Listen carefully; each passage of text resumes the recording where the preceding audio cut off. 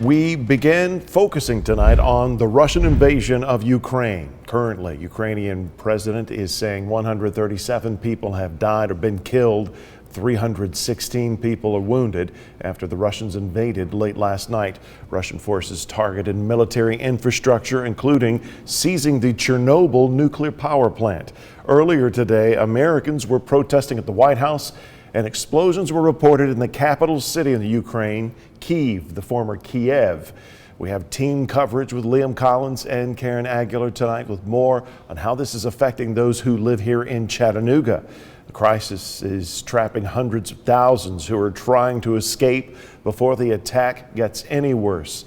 Demenchuk lives in Chattanooga, but his family is still in Ukraine. They are scrambling to find safety. Liam Collins is live in the studio with his story. Liam, we understand it's taking them hours to get out of the country. Yeah, and now going on almost a day now, Greg. Good evening to you. A road that usually takes Anton Demenchuk's family just a few hours now has them stuck in traffic for 24 hours. They left at about 6 this morning, their time. That's about 11 o'clock here on the East Coast last night. He says they're still not even halfway to the border. Hours are turning into days as hundreds push to get out of Ukraine before the conflict gets worse. Anton Demenchuk's family is among them.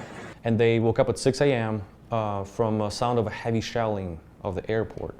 Demenchuk grew up in Crimea, an island just south of mainland Ukraine. He now lives in Chattanooga, thousands of miles away, hoping his family can make it out safely. On Monday, I was urging my mom to leave, and at that point, country was fine, the borders were open, and really just 2 days later, things have changed drastically. The Ukrainian-Russian relationship he grew up with was much different. Back then, he says the two countries lived in peace, brother-like nations. Ukraine since then moved to a democracy, free open markets, and it's a flourishing young democracy. In the past, 20-some years, two countries took very, very different paths.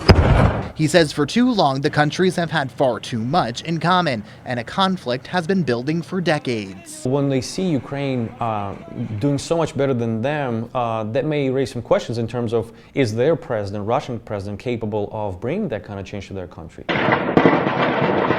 Now he sees his home burning from afar, his friends and family in danger, with the weight of the conflict weighing heavily on his mind. I think of freedoms overall in the world. I think of the diplomatic efforts that we sometimes underestimate.